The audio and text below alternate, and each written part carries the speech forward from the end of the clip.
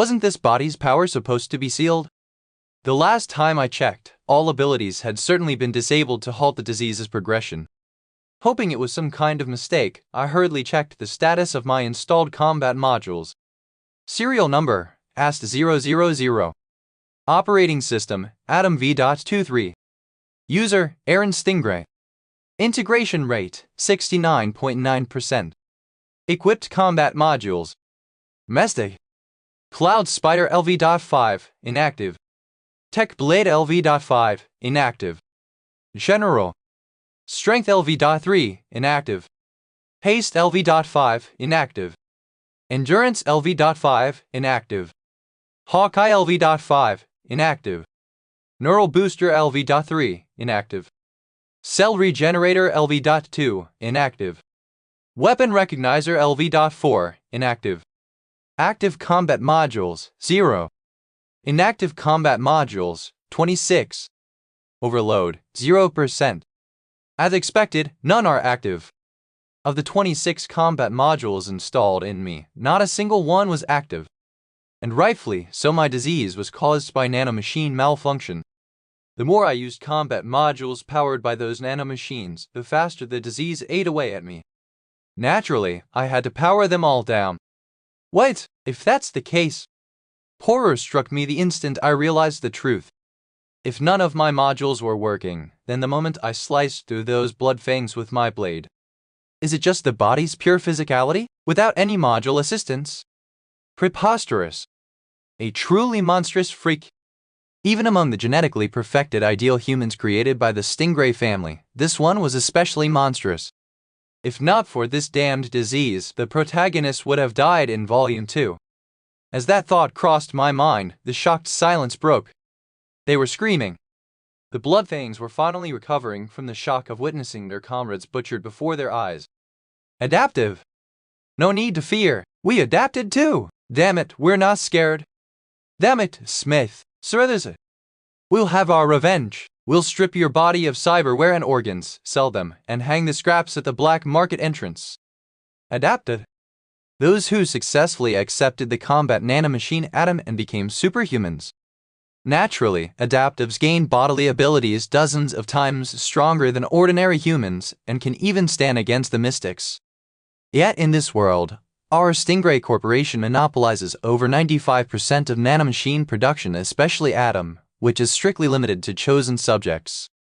They couldn't have become adaptives through normal channels. Indeed, the novel describes them receiving homemade nanomachines crafted by Mute to become adaptives. Remembering this minor but relevant fact, I leveled my sword at them. Having come this far, I decided to follow the story's flow. You were the first to draw weapons, breaking the black market's rules. Do you think I'll spare you now? You bastard. If you withdraw now, I won't pursue. I'm not keen on more commotion, but if you choose otherwise, I can't guarantee the outcome. Though I spoke as if giving them a chance to retreat, I could feel my body longing for the latter. Damn it, cursed murderer. I won't let you rampage freely. I am the master of this body now. Kill them, slaughter them all. What? They ignored my warning and charged. One drew a gun and aimed, another wielded a knife. Another brandished a spiked baseball bat that spun and shot flames, some twisted modification. Ast. Indeed, their movements were beyond ordinary humans. If foot soldiers of a gang have this level of combat prowess, it's no wonder other gangs fall to the bloodfangs. But this skill only intimidates back alley thugs. No need to compare them to the heavyweight players of New Valhalla City's underworld. Not even first-year academy cadets would be this bad. My sword traced a path by instinct, aiming for a neck. No, killing more here could mess up the story.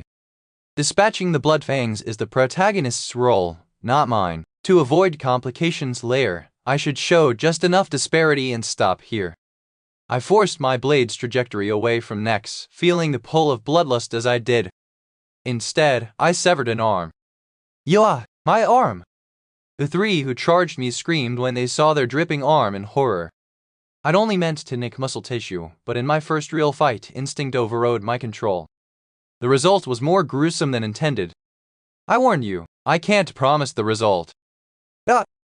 Their foes' falling bodies shook them, but they hadn't lost all will to fight. They huddled behind the gunmen and shouted, To take out his brow. What are you waiting for? Shut up! I said shut up! The shooter looked like he wanted to flee, but couldn't. His comrades held onto him and forced the gun toward me. Despite panic on their faces, their aim remained true. They must have activated a pistol aiming module.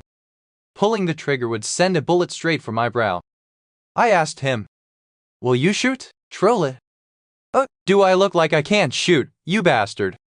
Think carefully before you decide. I'm giving you the chance. Shut up, chew it up. I see you don't hear well. He was so paralyzed by fear his judgment had vanished.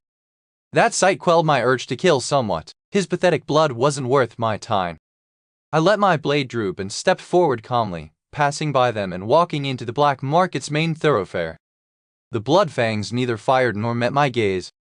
A faint ammonia stench rose as I brushed past. I noticed an unknown fluid seeping onto the ground. I frowned at the filth. Nearby vendors and passers-by peered out from hiding to watch. By tomorrow, rumors of today's incident would spread across Sector E. Not that I cared. Whatever the slum dwellers whispered, none could lay a scratch on a member of the Stingray family. I glanced over my shoulder and beckoned. Guide me, arms dealer. Yes? The 58-1 block, the talking vending machine. Oh, right. Yes, certainly, sir. He hurriedly approached, careful not to step on the scattered gore. Rower this way. Yes. What's that stumble in your speech? No, sorry, my lord. Bowing repeatedly, he began guiding me. His address had shifted from buddy to my lord. His trembling looked almost pitiable. No, it's a lie. I felt nothing at all. Standing above all, inspiring dread in all, that was Aaron Stingray's natural state. We arrived at an abandoned factory complex about 200 meters from the black market. As the dealer said, the vending machine was in a surprisingly out-of-the-way spot. Yes, master, the bloodfangs used to lurk around there so no one else could approach. Enough explanation, let's go. I drew a wad of credits from my wallet and tossed it at the dealer. He scrambled to gather the bills, bowing in gratitude before fleeing. Once he was gone, I approached the machine. A white vending machine dispensing combat modules and every item marked sold out. It matched the novel's description perfectly. I'm sorry, all items are sold out, please come back again, I'd appreciate it. A timid female voice devoid of self-esteem played from the machine. Just as described in the novel, this was exactly what I was looking for. How do I open this again? I recalled that pressing buttons in a certain sequence revealed a secret passage. Recalling the exact steps felt tedious. My condition had worsened after the earlier fight. Frustration flared. I shoved my hand into the vending machine's crack and yanked. What are you doing? Please stop, I'm not supposed to give orders, I'm sorry, but such violence is Her panicked voice came through, but I ignored it and pulled harder. With a crack, the front panel fell away. Inside wasn't machinery, but a secret passage leading underground. Cough, cough. David. My coughing fit returned, as if my lungs were being sliced by scissors. I covered my mouth with a handkerchief and spat out foreign matter. Several blood-soaked metal shards stuck to the cloth. Dizziness crept in. Before I lost all strength, I took a sedative pill dry. Pressing my hand to the wall, I carefully descended the stairs. One step, another step. At the end of the swaying subterranean corridor, a pale light shone. I moved toward its source. A new space emerged, but my blurred vision made it impossible to discern anything. The mixture of chemical and oil odors muddled my senses further. Vet!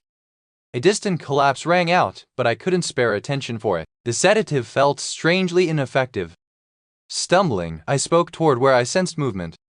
Modular Miyu. My raised voice came out like a dying rat's squeak. Though my pride stung, I forced myself to shout. HL, please cough. Request for a C. Stumble. Suddenly my legs gave out and my sight plunged toward the floor. I felt no shock upon impact had my nerves gone numb. Are you all right? Instead, I sensed something soft and warm supporting my body. A strangely sweet fragrance tickled my nose. And then, achievement unlocked. Met the genius modular Miyu. Achievement points, plus 200. Before I could fully grasp the system message, I lost consciousness.